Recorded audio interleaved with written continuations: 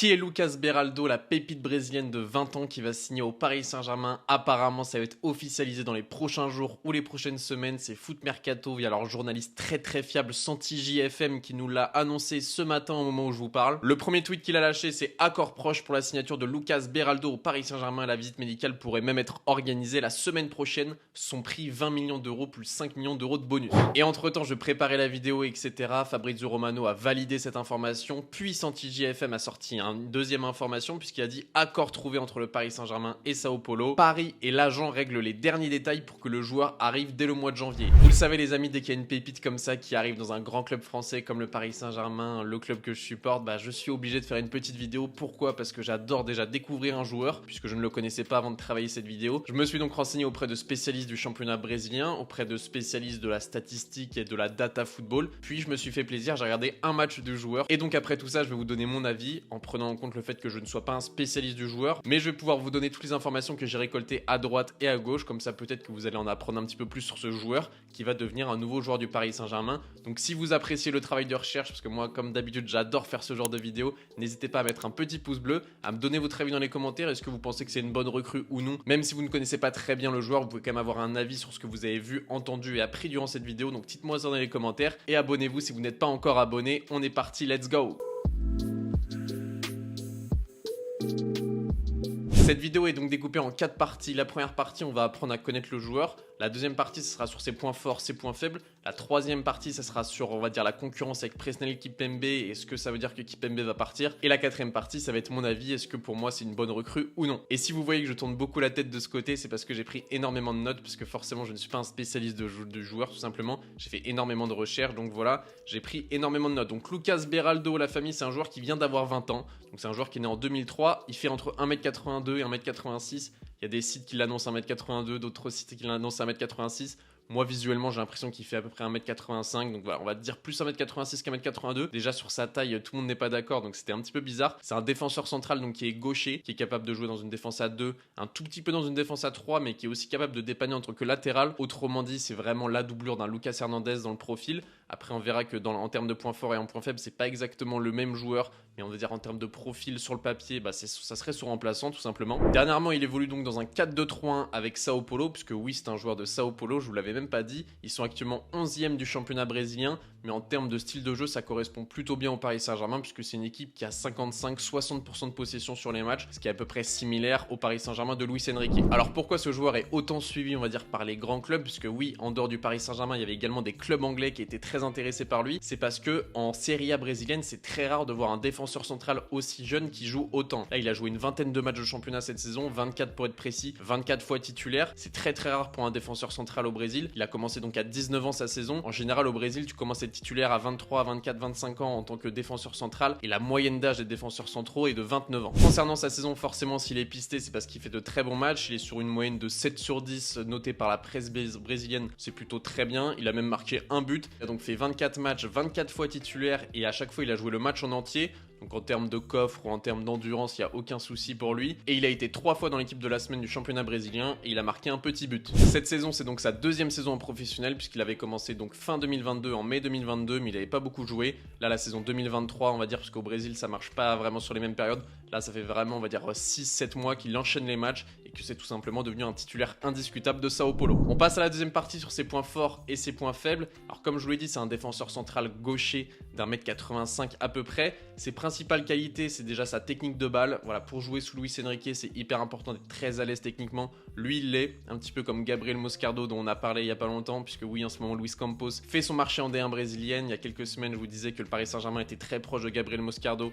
Là, avec Moscardo, on est encore en négociation sur 23-25 millions d'euros. Et là, pour Lucas Beraldo, on est sur 20 millions plus 5 millions de bonus. Mais en tout cas, Luis Campos, lui, en ce moment, ce qu'il aime, c'est aller chercher des petites pépites brésiliennes. Je vous donnerai mon avis sur ça à la fin. Mais en tout cas, les principales qualités de Lucas Beraldo, c'est sa technique de balle, comme je vous le disais. Que ce soit en termes de passe, en contrôle du ballon, c'est un joueur qui est très à l'aise avec son pied gauche, qui a vraiment un pied gauche magique. Forcément, le fait d'être aussi à l'aise techniquement, ça l'aide lors de ses prises de décision à la relance. C'est un joueur qui est très à l'aise dans la première relance et je pense que c'est surtout pour ça qu'on va le chercher, parce qu'on a besoin d'avoir des défenseurs qui ont un jeu au pied tout simplement au-dessus de la moyenne. C'est un joueur qui est très bon dans le 1v1, donc en termes de duel en 1 contre 1, c'est là où il excelle, c'est plutôt dur de le passer avec un dribble, il a un très bon sens de l'anticipation en plus, et il a une lecture du jeu au-dessus de la moyenne, un petit peu comme Thiago Silva à l'époque, en toute modestie, mon défenseur central préféré, qui était connu pour sa lecture du jeu. Là déjà au Brésil, il y en a déjà qui comparent Lucas Beraldo à Thiago Silva. Soyez prudents les amis, en plus il est gaucher, Thiago Silva était droitier. Voilà, faut pas comparer l'incomparable, mais en termes de lecture du jeu, apparemment il y a des similitudes. Je vais vous lire une déclaration du président donc de Sao Paulo. Ce que fait Beraldo sur le terrain est hors du commun. Il est temps de lui donner sa chance chez les A en sélection brésilienne. Quand Miranda était encore chez nous, Beraldo n'avait pas encore joué au football professionnel et il s'est dit ce gamin va être meilleur que moi. Miranda, légende de l'Atlético Madrid notamment, qui jouait à Sao Paulo et apparemment qui avait flashé sur le jeune Lucas Beraldo, ça vous montre à quel point il est apprécié par ses pairs. Une grosse force de Lucas Beraldo également, c'est qu'il a les deux pieds. C'est un joueur donc qui joue plutôt côté gauche de la défense, mais qui est capable également de dépanner côté droit de temps en temps. Il l'a fait avec Sao Paulo 4-5 fois cette saison. Il a été plutôt bon. Même lors de son dernier match face à Flamengo, il y a 2-3 actions où il a dézonné sur le côté droit. Mais c'est un joueur qui a les deux pieds, et ça c'est hyper important lors des phases de relance. Il n'est pas emmerdé sur son pied droit comme sur son pied gauche, donc ça franchement c'est une très très grosse force. Je vous mets un graphique réalisé par Datascout, vous commencez à le connaître, ça fait plusieurs fois que je vous en parle sur la chaîne YouTube, donc c'est un compte Twitter spécialisé dans la data et qui s'y connaît très bien dans le championnat brésilien.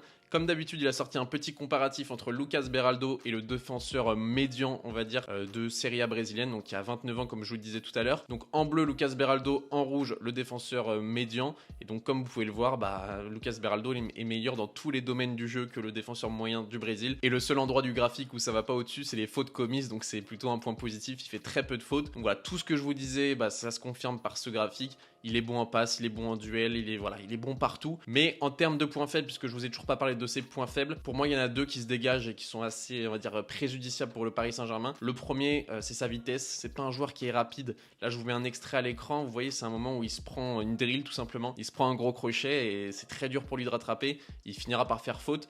Voilà, c'est pas un défenseur qui est très rapide, ça on va y revenir après à la fin dans mes avis, enfin dans mon avis, mais voilà, un défenseur qui n'est pas rapide dans le football moderne, ça peut porter, on va dire, quelques préjudices dans les gros matchs. Ça me fait un petit peu peur, je vous le cache pas. Son deuxième gros défaut, c'est ses duels aériens. C'est un joueur qui fait 1m83, 1m85 à peu près. C'est pas un joueur qui gagne beaucoup de duels aériens comme le montrent ses statistiques F-Bref. Il gagne 1,50 duels aériens par match. Pour un défenseur central, c'est vraiment peu. Il est dans les 17% pires dans ce domaine-là, parmi les défenseurs centraux qui ne jouent pas dans les 5 grands championnats européens. Ça fait peur les amis, surtout en Ligue 1 où on sait que des fois le Paris Saint-Germain, on se prend beaucoup de buts de la tête. Même en Ligue des Champions par exemple, on s'est pris un but de Giroud sur Skriniar. On avait recruté Skriniar pour ça, pour être meilleur dans les duels aériens, ça n'a pas été le cas. Voilà, ça fait un petit peu peur. Moi, on va y revenir après dans mes avis, mais un défenseur qui ne court pas vite et qui n'est pas forcément bon de la tête, franchement, sur le papier, ça fait pas forcément rêver. C'est vraiment un défenseur plutôt polyvalent, plutôt, on va dire, gaucher, créateur sur le côté gauche. C'est pas vraiment le type de profil à la Lenny Yoro dont je vous avais parlé dans mon mercato parfait du Paris Saint-Germain. Voilà, là, c'est un profil vraiment différent. Ça serait vraiment une doublure de Lucas Hernandez. Maintenant que je vous ai parlé des points forts et des points faibles de ce joueur, on va pouvoir parler de la troisième partie de cette vidéo. Est-ce que ça veut dire que Kimpembe va s'en aller du Paris Saint-Germain? Moi, si vous me suivez notamment sur les réseaux sociaux, vous savez que Presnel Kimpembe, c'est un joueur que j'adore. C'est un vrai soldat et c'est un mec que j'aimerais voir au Paris Saint-Germain toute sa carrière. Malheureusement, ça fait plus d'un an qu'il a des gros problèmes de blessure depuis même avant la Coupe du Monde. Il a un problème donc au tendon d'Achille, cette rupture du tendon d'Achille. Et là, on a une triste nouvelle aujourd'hui puisque Presnel Kimpembe est toujours dans l'attente de l'évolution de sa blessure. Mais une nouvelle opération n'est malheureusement pas à exclure selon Sportzone. Franchement, ça fait mal. Voilà, Kimpembe, ça fait déjà un mois ou deux qu'il s'entraîne avec le Paris Saint-Germain sans jouer parce qu'il se remet petit à petit. Et apparemment, cette rupture du tendon d'Achille qu'il a vécu, c'est très grave et il a vraiment du mal à revenir. Je vous le rappelle, pour ceux qui ne suivent pas, Presnel Kimpembe est en fin de contrat cet été. Donc peut-être que le Paris Saint-Germain n'a pas envie de prendre de risques avec le fait d'attendre son retour. On a annoncé un retour au mois de février. Là, peut-être que ça sera plutôt un retour en début de saison prochaine, je ne sais pas. Dans tous les cas, on ne sait pas à quel niveau va revenir Kimpembe. Moi, ça me ferait mal. Dans tous les cas, j'aimerais bien qu'on offre un petit contrat à Kimpembe. Genre si on lui dit, ok, tu vas peut-être pas jouer. Je sais, c'est un monde des bisounours, mais j'aimerais bien qu'on lui offre un petit contrat, pas vraiment avec un gros salaire, pour lui dire ok, on prend en charge tous tes soins, parce que voilà, t'es un mec qui a donné au club, on te soigne, mais en échange t'auras un petit salaire, parce que voilà, on sait pas à quel niveau tu vas revenir. Par exemple, Umtiti, depuis sa blessure, il a eu beaucoup de mal à revenir à son top niveau. Mais il faut avouer que le recrutement de Lucas Beraldo, c'est pas un très bon signe pour Presnel Kimpembe, puisque Kimpembe, c'est vraiment la concurrence de Lucas Hernandez. Là, on va dire que la doublure de Lucas Hernandez, ça va être Lucas Beraldo. Donc ça me fait un petit peu peur pour mon Presco. Je pense que l'histoire entre Kimpembe et le Paris Saint-Germain touche à sa fin et j'ai bien peur de le voir partir libre cet été. On sait qu'il y avait notamment Chelsea qui était très intéressé par lui l'été dernier. Donc voilà, dites-moi ce que vous en pensez dans les commentaires. Est-ce que vous pensez que cette recrue, ce recrutement de Lucas Beraldo sonne la fin pour Presnel Kimpembe? J'ai hâte de savoir ce que vous en pensez. Personnellement, j'espère que non. Et j'espère, voilà, même si je suis peut-être utopiste et optimiste, j'aimerais beaucoup revoir un jour Presnel Kimpembe sous les couleurs du Paris Saint-Germain. On passe à la dernière partie, mon avis sur cette recrue. Est-ce que selon moi c'est une bonne recrue ou non? En rappelant bien que je ne suis pas un expert du joueur et je ne suis pas un expert de la D1 brésilienne. J'ai donc vu un seul match de ce joueur et je me suis donc renseigné par rapport à ce que j'ai lu, ce que j'ai entendu des experts, donc notamment Datascout, mais d'autres experts du football brésilien. Voilà, j'ai appris des choses sur le joueur, j'espère que vous en aurez appris durant cette vidéo. Donc moi, je tiens à dire quelque chose pour cette recrue, c'est que c'est très important pour moi d'avoir tous les postes doublés. À gauche, tu as donc Nuno Mendes et en doubleur pour l'instant, tu n'as pas grand-chose. C'est pour ça que dans mon mercato parfait, je vais recruter un latéral gauche. Là, tu as donc Lucas Hernandez en défenseur central côté gauche avec Lucas Beraldo. En défenseur central vraiment dur sur l'homme, tu as Skriniar et Danilo. En défenseur central côté droit, tu aurais donc peut-être Marquinhos ou vraiment en défenseur de couverture Marquinhos qui est très bon de la tête. Là pour moi, il faudrait chercher un Leny Yoro pour concurrencer Marquinhos.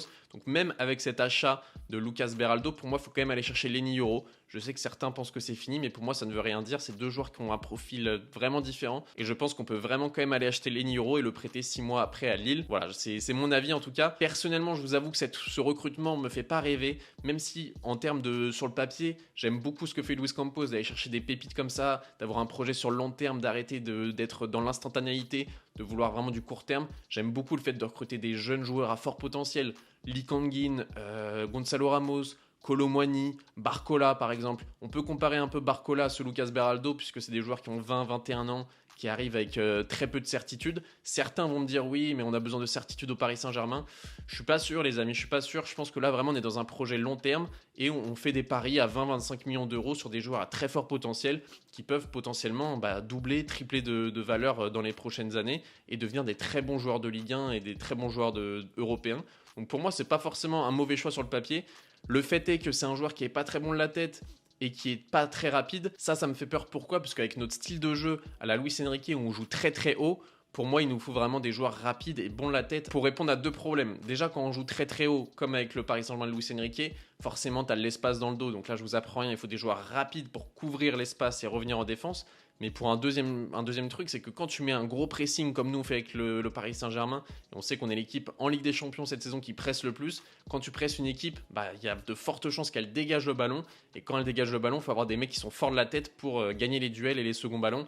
Et c'est là où, par exemple, un Liverpool a recruté, par exemple, Konaté ou Van Dijk, qui sont des joueurs qui sont très bons de la tête. Et Liverpool est une équipe qui presse beaucoup. Donc c'est pour ça qu'ils récupèrent énormément de ballons, ces deux défenseurs centraux. Donc voilà, moi, en termes de profil, ça ne correspond pas à 100% de mes attentes, mais je sais qu'il faut faire reposer Lucas Hernandez, qu'il faut lui donner un petit peu de temps sur le banc pour le laisser se reposer. Donc je comprends le recrutement d'une jeune pépite comme ça. En Ligue 1, je pense qu'il aura les épaules pour répondre à nos attentes. Par contre, en Ligue des Champions, je pense que ça sera trop tôt. Et même Datascout et les spécialistes du football brésilien disent que c'est un futur très bon joueur, mais qu'à l'heure actuelle, il n'aura pas les épaules pour jouer en Ligue des Champions, notamment en huitième de finale face à la Real Sociedad. Je pense qu'il ne jouera pas du tout. Ce qui est intéressant, c'est que Lucas Hernandez, c'est un joueur d'expérience qui est très très bon et cette saison qui fait une saison parfaite, qui va pouvoir faire progresser ce jeune joueur Beraldo. Donc je pense que pour lui, venir au Paris Saint-Germain, c'est un très bon choix. Il va pouvoir progresser tout en étant dans l'ombre d'un mec très fort, donc il n'aura pas trop de pression selon moi. Pour lui, c'est un très bon choix. Pour le Paris Saint-Germain, j'en suis un petit peu moins sûr. Dites-moi ce que vous en pensez dans les commentaires. J'ai adoré faire cette vidéo, j'ai adoré faire ce travail de recherche. Je me régale à découvrir des nouveaux joueurs comme ça.